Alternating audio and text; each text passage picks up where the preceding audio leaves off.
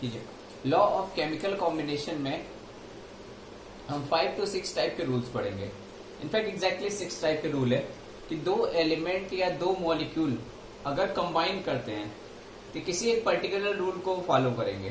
Particular rule को follow करेंगे, वो रूल कैसे है और फॉलो कैसे करते हैं उसको लेकर हम सीधा पॉइंट पे आते हैं डिस्कशन में, आपको लॉ ऑफ केमिकल कॉम्बिनेशन में कि लॉ क्या क्या है और कैसे आपके केमिकली रिएक्शन में वो फॉलो होते हैं, किसी केमिकल रिएक्शन में किस टाइप से वो फॉलो होते हैं। सबसे पहला है आपका law of conservation of mass. इसको लेवेज़ियर ने दिया था 1744 ने। इसमें क्या हुआ है कि मैटर जो आपका है या एलिमेंट है वो आपके आत्मा की तरह है। आत्मा इन द सेंस का मतलब कि वो नहीं क्रिएट हो सकता है, नहीं डिस्ट्रॉय हो सकता है। ठीक है, हमने एटम के बारे में यही पढ़ा है। बाद में एटम को हमने डिवाइड किया तो न्यूक्लियस के अंदर सब एटॉमिक पार्टिकल डिफाइन किया, सब एटॉमिक पार्टिकल के अंदर भी और भी अब आते हैं वो हम न्यूक्लियर फिजिक्स, न्यूक्लियर केमिस्ट्री में थोड़ा बहुत पढ़ेंगे, बाकी आपको डिटेल में न्यूक्लियर केमिस्ट्री, न्यूक्लियर फिजिक्स में मिलेगा। अभी हम इतना समझेंगे कि एलिमेंट या फिर एटम हमारे किसी भी रिएक्शन में नहीं क्रिएट होगा, नहीं डिस्ट्रॉय होगा, एक्सेप्ट न्यूक्लियर रिएक्शंस। ठीक है, बाकी सब में ये फॉलो होगा, न्यूक्लियर रिएक्शन केवल ना हो बस। ठीक, that means law of conservation of mass ये कहता है कि जितने number of mass left side में है वही मास नंबर आपके राइट साइड में चलेगा। मास नंबर लेफ्ट और राइट का मतलब ये है, देखिए आपका इसमें डेफिनेशन क्या लिखा हुआ, matter can be neither created not be destroyed during any chemical और physical change, however it's physical और केमिकल नेचर में चेंज। दैट मीन्स एक रिएक्शन हुई, ठीक है, ये नोट कर लीजिएगा, एक रिएक्शन प्रोसीड हुई जैसे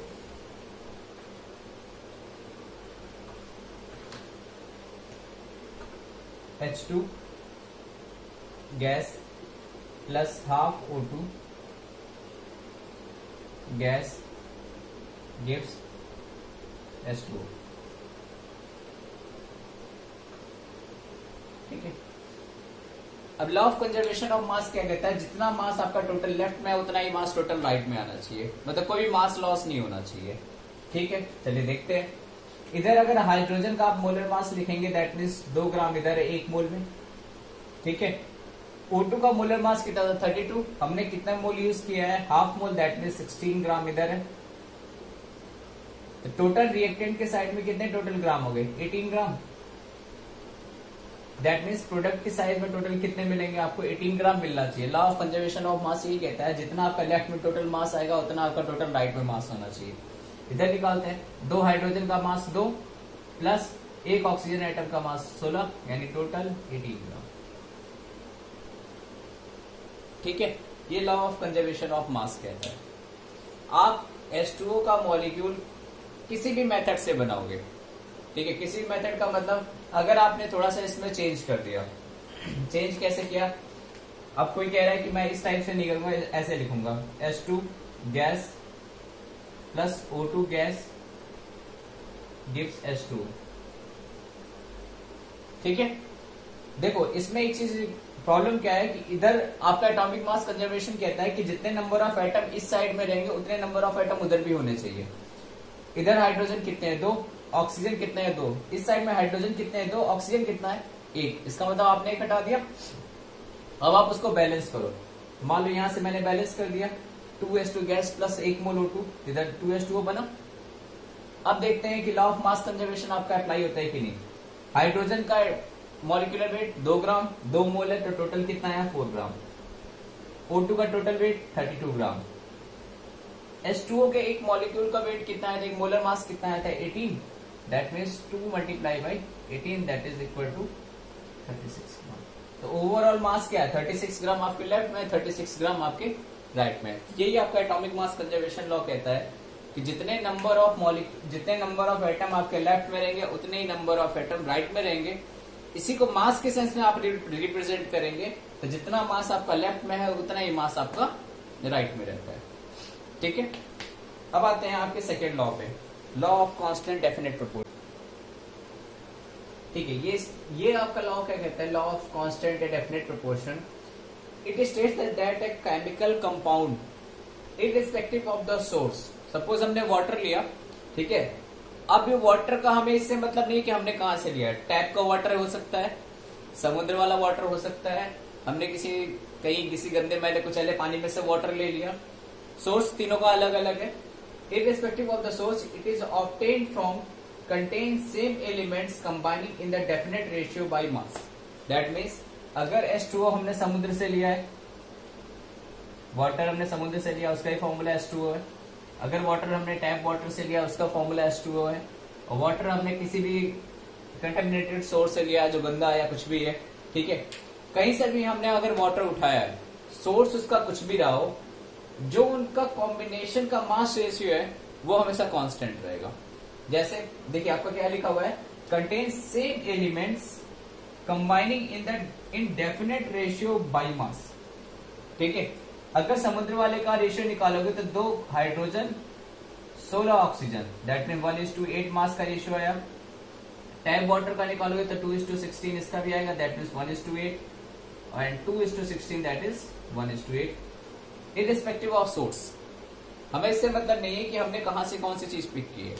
ठीक है, अगर सेम एलिमेंट कंबाइनिंग है तो जो एलिमेंट का कॉम्बिनेशन है उनके मास का जो रेशियो रहता है वो हमेशा कांस्टेंट रहता है। आप किसी भी सोर्स से अगर वाटर लोगे तो उसके मास का रेशियो हमेशा कांस्टेंट रहेगा, मास का। ठीक है, अब हम आते हैं आगे थर्ड लॉ पे।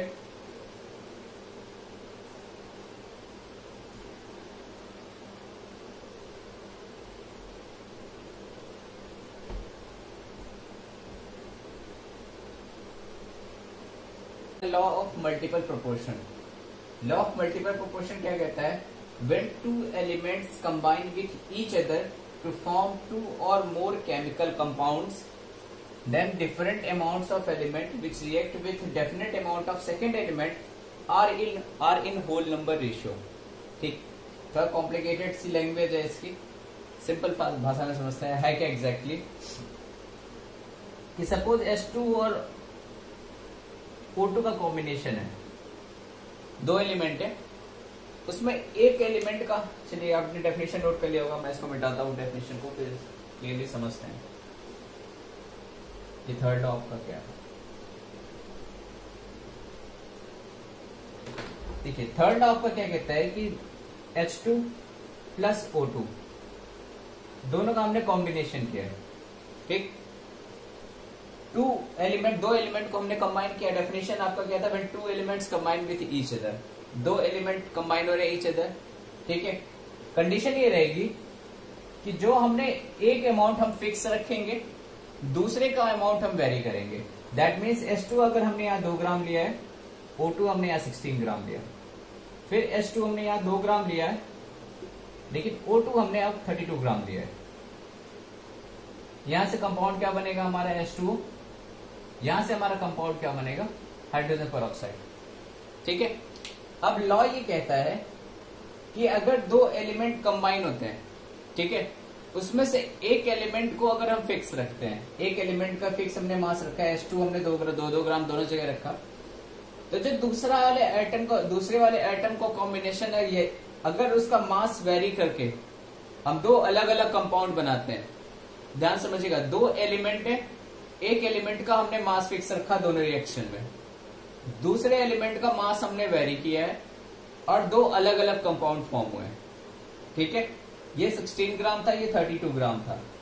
ये लॉ ये कहता है कि जो 2 हमने वेरी किया है, ठीक है, मतलब एक एलिमेंट ऐसा जिसका हमने मास वेरी किया है, वो जो मास वेरिएशन है अगर उसका रेशियो निकालते हैं तो एक सिंपल रेशियो आता है। सिंपल रेशियो कैसे आता है, देखिए O2 जो हमने यहां लिया था उसका मास कितना था, 16 ग्राम, यहां पे जो O2 लिया था इसका मास कितना था, 32 ग्राम। तो O2 in water upon O2 in H2O2 that is hydrogen peroxide, अगर दोनों के मास का रेशियो निकालेंगे तो 16/32 आता है, दैट इज 1:2। ये आपसे कहा है कि एक सिंपलेस्ट होल नंबर रेशियो आता है। ठीक है, ऐसा नहीं हुआ कि ये 1.33 आ जाए और ये 2 आ जाए, या फिर ये 1.33:1 है, एक होल नंबर का रेशियो रहेगा। ठीक है, तो ये जरूरी ऐसा नहीं होगा कि ऊपर वाला पॉइंट में चलेगा या फिर बहुत बड़ा वेरिएशन होगा कि 34/37 आ रहा है, ऐसा कुछ नहीं होगा। सिंपल एक होल नंबर का रेशियो चलेगा, 1:2, 2:3, 3:4, इस टाइप के नंबर का आपका रेशियो आएगा। दोबारा से इस लॉ को समझते हैं। ये लॉ आपका क्या कहता है, when two elements combine with each other, ठीक है, to form two or more chemical compounds, two elements compound, ठीक है, combine with each other form two or more than two compounds, मतलब दो तो ये बना, इसके अलावा भी अभी हम एक एग्जांपल करेंगे, इसमें more than two compound form करेंगे। More compounds then different amount of one element, different amount of one element इन दोनों का, which reacts with definite amount of second element, which reacts with definite amount, मतलब हमने दूसरे का amount change नहीं किया, मतलब H2 का अमाउंट हमने चेंज नहीं किया, with definite amount of second element are in whole number ratio, मतलब इन दोनों का अगर रेशियो करते हैं तो एक होल नंबर हमको मिलता है, ठीक है, मतलब एक सिंपलेस्ट रेशियो में मिलता है होल नंबर के फॉर्म में। ठीक, एक और एग्जांपल हम करते हैं इसको समझने के लिए कि अगर दो से ज्यादा हमें कंपाउंड मिलते तो कैसे होता। ठीक है, नाइट्रोजन का एग्जांपल लेते हैं। Weight of N2 and weight of O2, ठीक है, वेट ऑफ N2 हम फिक्स रखते हैं। कंपाउंड हमने क्या क्या बनाया, N2O, वेट ऑफ N2 इसमें कितना है 28, फिर हमने कंपाउंड बनाया N2O3, इसमें भी 28, फिर हमने कंपाउंड बनाया N2O4, इसमें ये भी 28, देन हमने बनाया N2O5, ये भी क्या है 28, ठीक है। O2 इसमें कितना है 16 ग्राम, इसमें कितना है 48 ग्राम, इसमें कितना है 64 ग्राम, और इसमें कितना है 80 ग्राम, ठीक है। अब देखिए चारों केस में आपका क्या है, नाइट्रोजन का मास फिक्स है। अब आप किसी भी दो को उठाएंगे अगर, तो एक स्मॉलेस्ट होल नंबर का रेशियो मिलेगा। कैसे, चलिए अगर मान लीजिए फर्स्ट और फोर्थ का देखते हैं, फर्स्ट एंड फोर्थ को, नाइट्रोजन आपका फिक्स है, दैट मीन्स 16/80 यानी 1:5, एक होल नंबर का रेशियो मिला। इसको पिक करते हैं अगर सेकेंड और थर्ड को, तो आपको क्या मिलेगा 48:64 एंड 3:4, बस सिंपलेस्ट नंबर का आपको एक होल नंबर का रेशियो मिलेगा। ये आपका कहता है लॉ ऑफ मल्टीपल प्रोपोर्शन, ठीक है। अब आते हैं आपके फोर्थ लॉ पे।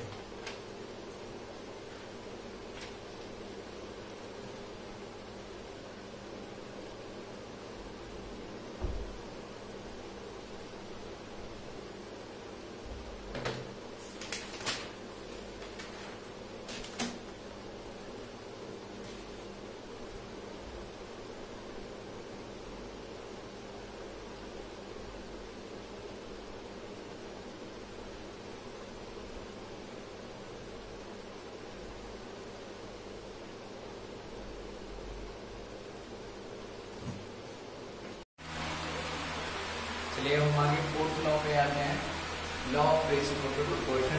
ये कहता क्या है law, when two elements combine separately with a fixed mass of third element, that means दो एलिमेंट अलग अलग separately combine with a mass of third, fixed mass of third element, that means हमें तीसरे एलिमेंट का mass fix रखना है, then the ratio of masses which, ठीक है चलिए समझते हैं।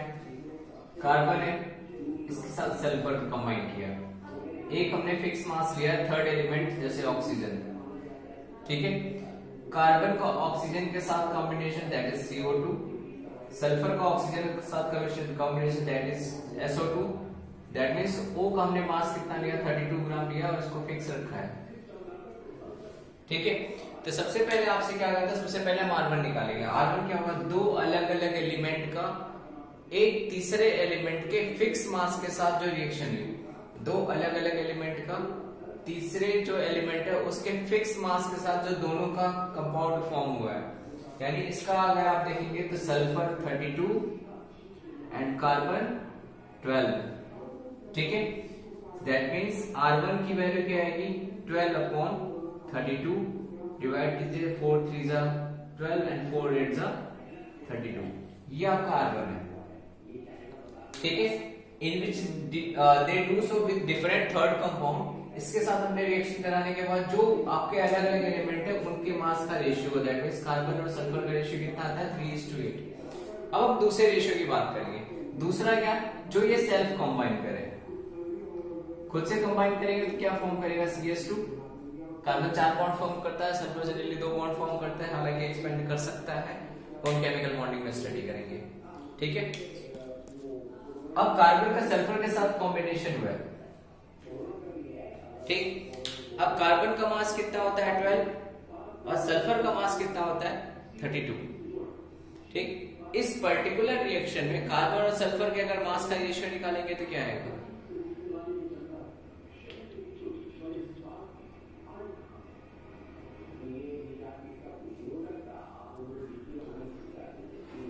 ठीक है। तो R2 की वैल्यू क्या आएगी, देखिए कार्बन का कितना ग्राम कंबाइन हुआ है 12, सल्फर का कितना ग्राम कंबाइन हुआ है 64, यानी R2 हमारे पास क्या आएगा 12/64, यानी 4 × 12 16, R2 इक्वल टू 3/16। अब R1 से R2 का रेशियो वो हमारे पास सिंपलेस्ट रेशियो आता है।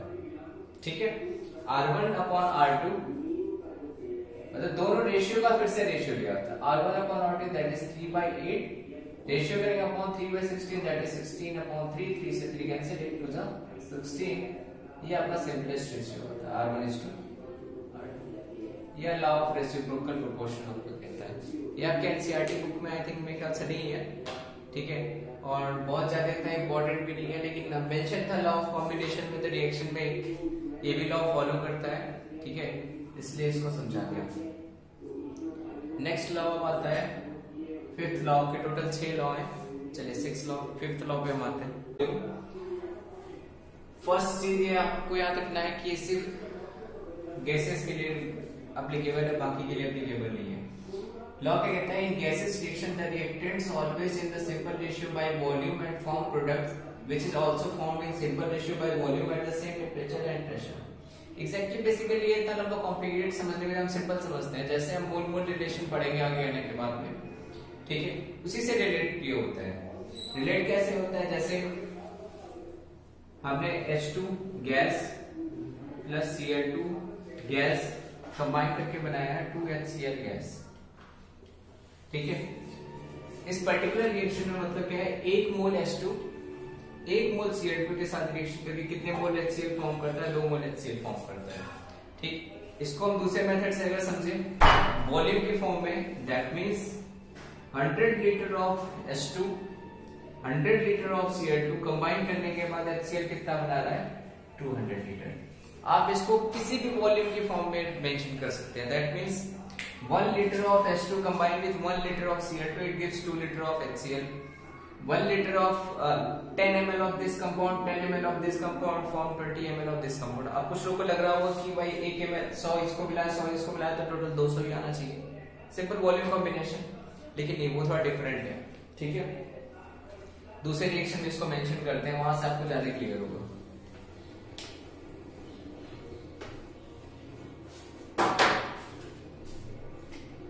जैसे अगर किसी रिएक्शन को हम वाटर के साथ मेंशन करें या फिर अमोनिया के साथ मेंशन करें, N2 gas plus 3H2 gas it gives 2NH3 gas.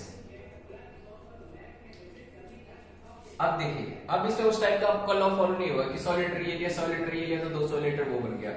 इसमें डिफरेंट टाइप से फॉलो होगा। इसमें देखिए एग्जैक्टली अगर मोल की टर्म में रिलेशन निकालेंगे तो क्या आएगा, 1 mole of this compound react with 3 mole of this compound and form 2 mole of this compound।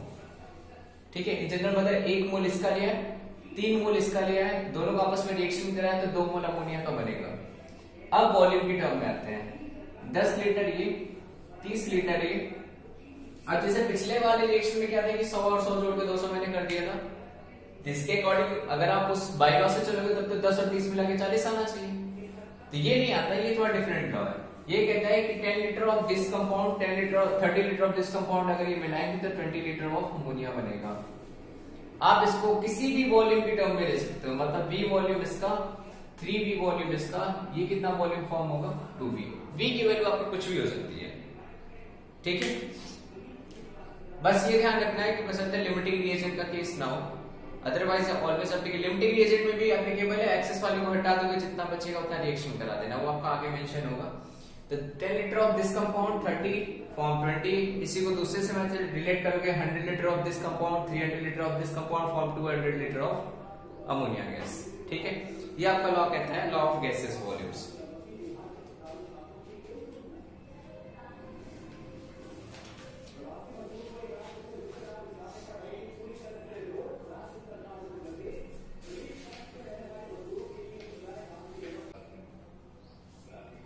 ठीक है, नेक्स्ट आपका 6th लॉ है गार्डन लॉ। ये लॉ आपको जनरली मोल से रिलेट करता है। ठीक है, मोल और वॉल्यूम से जब आप फर्दर ये लॉ पढ़ेंगे पीवी इक्वल टू एनआरटी, तो वहां कॉम्बिनेशन निकालने में काम आता है। वो जो पीवी इक्वल टू एनआरटी में एन आता है वो इसी की रिलेशन से आता है गार्डन लॉ की वजह से। ठीक है, ये क्या कहता है, equal volume of all gases contains equal number of molecule eight same temperature and pressure. That means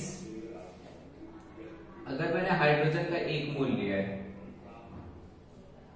1 mole of H2 plus 1 mole of Cl2,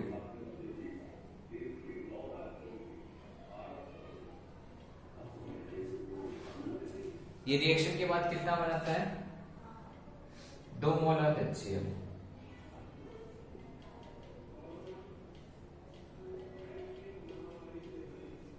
इसको अगर जैसे हमने पिछले मेथड में पढ़ा था लॉ ऑफ वॉल्यूम के साथ में, सेम उसके साथ ये भी रिलेट होता है। ये कैसे रिलेट होता है कि 1 वॉल्यूम ऑफ H2 हमने लिया है,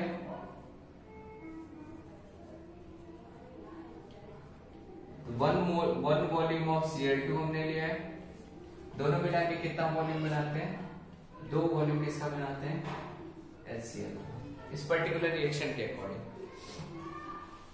ठीक है, ये आपके पीछे वाले लॉ से रिलेटेड होता है। इसमें क्या कहा हुआ है, equal volume of all gases contains equal number of molecule eight same temperature and pressure.